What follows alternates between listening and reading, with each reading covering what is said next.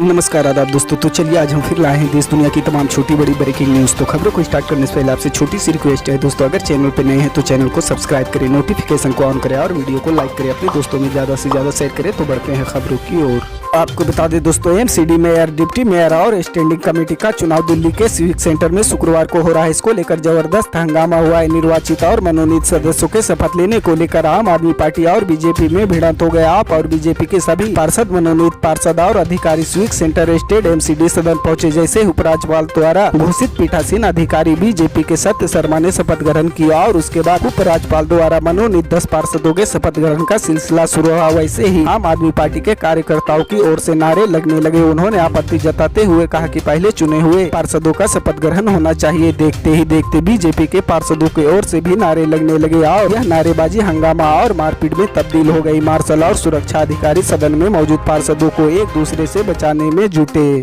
आपको बता दें दोस्तों, राहुल गांधी के नेतृत्व में कांग्रेस की भारत जोड़ो यात्रा दूसरा चरण चल रहा है। इस यात्रा के जम्मू कश्मीर पहुंचने से पहले शुक्रवार को बड़ा सियासी घटनाक्रम सामने आया है। दरअसल गुलाम नबी आजाद के कांग्रेस छोड़ने के बाद पार्टी को अलविदा कहने वाले 17 नेताओं ने दोबारा कांग्रेस का दामन थाम लिया। इसमें पूर्व डिप्टी सीएम ताराचंद समेत कई दिग्गज नेता शामिल है। कांग्रेस के राष्ट्रीय महासचिव केसी वेणुगोपाल ने इस मौके पर कहा कि ये कांग्रेस के लिए बड़ा दिन है। भारत जोड़ो यात्रा के जम्मू कश्मीर जाने से पहले ये बड़ी बात है। वहीं गुलाम नबी आजाद को लेकर उन्होंने कहा कि कांग्रेस की विचारधारा के साथ और जो भारत जोड़ो यात्रा में आना चाहते हैं वो आ सकते हैं। 17 बड़े नेताओं के कांग्रेस में दोबारा शामिल होने के बाद जयराम रमेश ने हर्ष जताते हुए कहा कि किसी ने भी पार्टी नहीं छोड़ी थी बल्कि छुट्टी पर गए थे, आप छुट्टी से वापस आ गए। वहीं जम्मू कश्मीर कांग्रेस की प्रभारी रजनी पटेल ने कहा कि सुबह का भूला शाम को घर वापस आए तो उसे भूला नहीं कहते हैं।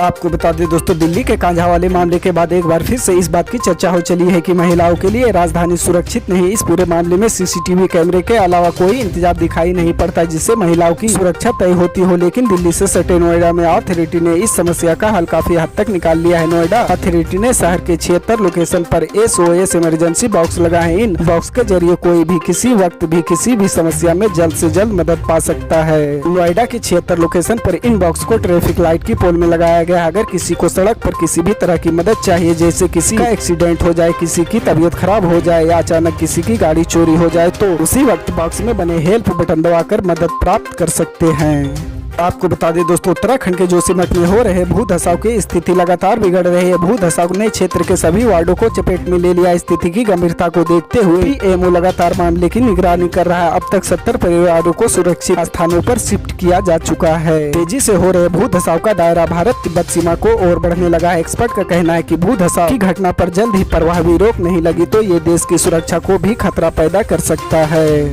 आपको बता दें दोस्तों, कमोडिटी के दामों में गिरावट से RBI अब राहत की सांस ले रहा है और RBI को उम्मीद है कि इससे आने वाले दिनों में महंगाई को कम करने में मदद मिलेगी। ये कहना RBI गवर्नर शक्तिकांत दास का। RBI गवर्नर ने कहा कि हाल के दिनों में कमोडिटी के दामों में गिरावट दिखने को मिली है, साथ ही सप्लाई साइड अड़चनों को दूर करने में महंगाई को कम करने में मदद मिलेगी। RBI गवर्नर ने चेतावनी देते हुए कहा कि अगर महंगाई में तेजी बनी रही तो इससे आर्थिक विकास और निवेश की संभावनाओं को झटका लग सकता है। RBI गवर्नर ने कहा कि एक के बाद एक बाहरी झटकों के चलते दक्षिण एशियाई देशों में महंगाई बढ़ाने का काम किया है। महंगाई पर सफलतापूर्वक नियंत्रण पाने के लिए विश्वसनीय मॉनेटरी पॉलिसी एक्शन, आपूर्ति सप्लाई के अड़चनों को दूर करना, फिस्कल ट्रेड पॉलिसी और प्रशासनिक के उपाय प्रमुख कदम बन चुके हैं। उन्होंने कहा कि दक्षिण एशियाई क्षेत्र के लिए मूल्य स्थिरता को प्राथमिकता देना सबसे अच्छा विकल्प हो सकता है।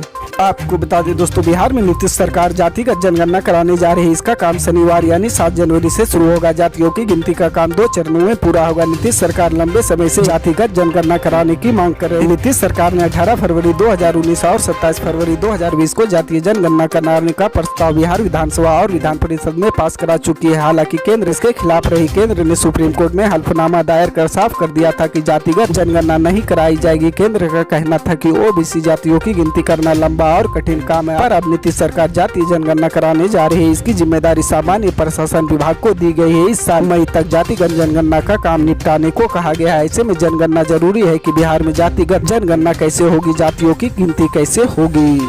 आपको बता दें दोस्तों, भारत में डिजिटल लेन देन को लगातार बढ़ावा दिया जा रहा है। इसी का असर है कि आज विश्व भर में डिजिटल लेन देन के मामले में भारत का नाम शीर्ष पर आता है। इसी को लेकर केंद्रीय मंत्री धर्मेंद्र प्रधान का बयान सामने आया है, जिसमें उन्होंने बताया कि भारत डिजिटल अर्थव्यवस्था में अच्छा कर रहा है। केंद्रीय मंत्री ने बताया कि भारत डिजिटल अर्थव्यवस्था में अच्छा कर रहा है। आज हम विश्व स्तर पर डिजिटल लेन देन में नंबर 1 है। 100 में से 40% लेन देन भारतीय के होते हैं। यह डिजिटल इंडिया स्किल इंडिया का परिणाम है। साथ ही उन्होंने इसे राष्ट्रीय शिक्षा नीति के तहत प्रधानमंत्री नरेंद्र मोदी का नया ज्ञान आधिकारिक अर्थव्यवस्था मॉडल करार दिया।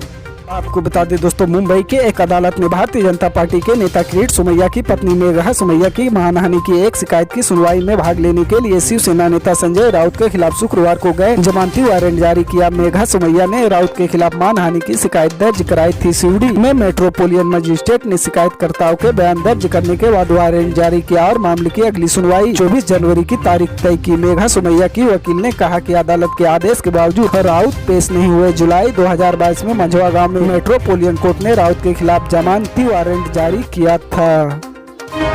की अपडेट जानने के लिए जुड़े रहें आप न्यूज के साथ। मिलते हैं अगली बड़ी खबर।